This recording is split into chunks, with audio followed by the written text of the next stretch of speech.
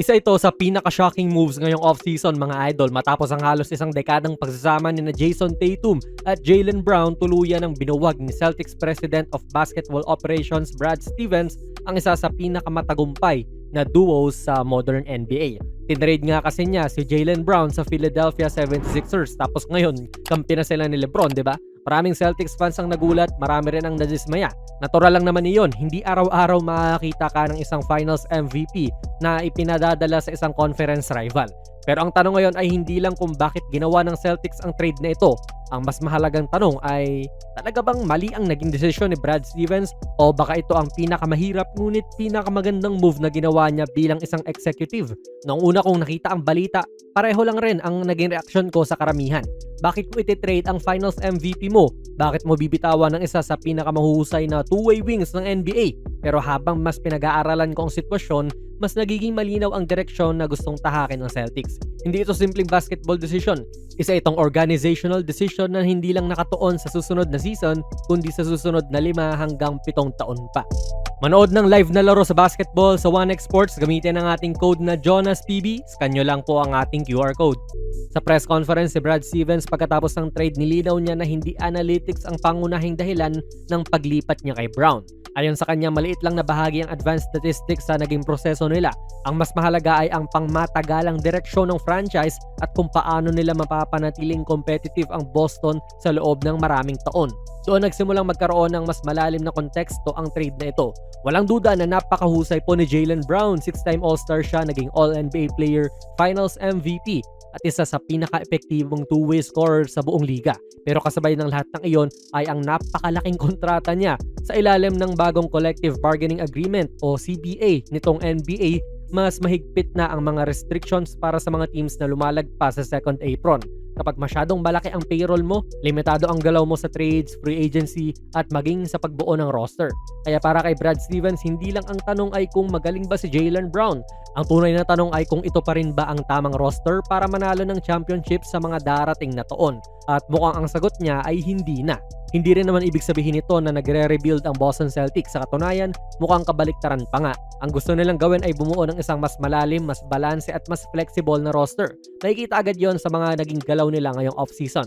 Isa po sa pinakamahalagang additions nila ay si Mitchell Robinson. Alam naman natin kung ano ang kaya niyang ibigay kapag healthy siya. Isa siya sa pinakamahuhusay na rim protector sa NBA at elite offensive rebounder. Matagal nang kulang ang Celtics sa isang tunay na defensive anchor sa ilalim at iyon mismo ang inaasahan nilang maibibigay ni Robinson off the bench. Kasunod naman ito ang pagkuha nila kay Mike Conley. Oo, 20th season na niya sa NBA at hindi na siya yung dating all-star caliber player. Pero ang experience niya, leadership at pagiging steady floor general ay napakalaking tulong para sa isang championship contender. Isa siyang extension ng coaching staff sa loob ng court at magiging mahalagang mentor para sa mga batang players nitong Boston. Hindi rin po nila pinabayaan si Neemias Queta na binigyan nila ng contract extension. Isa itong malinaw na indikasyon na naniniwala pa rin ang Boston sa kanyang development at gusto nila siyang maging bahagi ng long-term frontcourt rotation ng koponan. Sa draft naman, pinili nila si Chris Sinak at si Dillon Mitchell. Si Sinak, mga idol, ay may potensyal na maging modern NBA center na kayang mag-protect ng rim habang unti-unting nagde-develop ang kanyang offensive game. Samantala, si Dillon Mitchell naman ay isa sa pinaka-athletic defender sa draft class na ito at maaaring maging mahalagang wing defender sa hinaharap. Parehas silang mga bata, parehas matataas ang upside at swak na swak sa bagong timeline na gustong buuin ng Boston. Kapag pinagsama-sama mo ang lahat ng moves na ito, mga idol, mapapansin mong hindi lang basta sila nag-trade ng superstar. Binabago nila ang buong identity ng kanilang roster mula sa pagiging top-heavy na koponan. Gusto nilang maging mas malalim, mas flexible at mas sustainable ang kanilang lineup sa ilalim ng bagong salary cap rules. Pero syempre, hindi magiging madali ang pressure kay Brad Stevens. Kapag nagtagumpay ang Philly kasama si Jaylen Brown at ngayon nga may LeBron na sila at umabot sila sa championship, siguradong babalik-balikan ng mga fans ang trade na ito. Araw-araw niyang maririnig ang tanong na bakit mo pinakawalan si Jaylen Brown? At deserve naman yon dahil kapag nagtitrade ka ng isang player na ganon yung kalibre, nakasalalay ang buong legacy mo bilang executive. Sa kabilang banda, kung magde-develop yung mga rookies nila, kung mananatiling healthy sina Paul George, Mitchell Robinson, kung magagampanan ni Mike Conley ang kanyang veteran role, at kung mamaximize po ni Joe Mazzulla ang bagong roster, posible ring balang araw ay balikan natin ang trade na ito at sabihin na ito pala ang move na nagbukas ng panibagong championship window para sa Boston Celtics. Pero wag naman sana, Lakers fan ako kaya wag.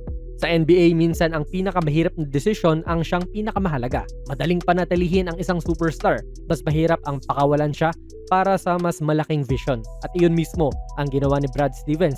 Hindi pa natin masabi ngayon kung tama o mali ba ang trade na ito dahil ang tunay na sukatan ng ganitong lasting decision ay makikita lang pagkalipas ng ilang taon. Pero isang bagay ang sigurado, ito ang simula ng bagong era ng Boston Celtics. Kaya kayo ba mga idol, ano sa tingin nyo? Tama ba ang naging decision ni Brad Stevens na i-trade si Jaylen Brown o malaking pagkakamali ito sa Celtics? Ilagay nyo lang po ang inyong mga komento sa ating comment section. Kung nagustuhan nyo po ang ating video ay pakipindot na lang idol ng like button, mag-subscribe ka na rin sa ating channel. And ako nga pala si Jonas PB and as always, hanggang sa muli.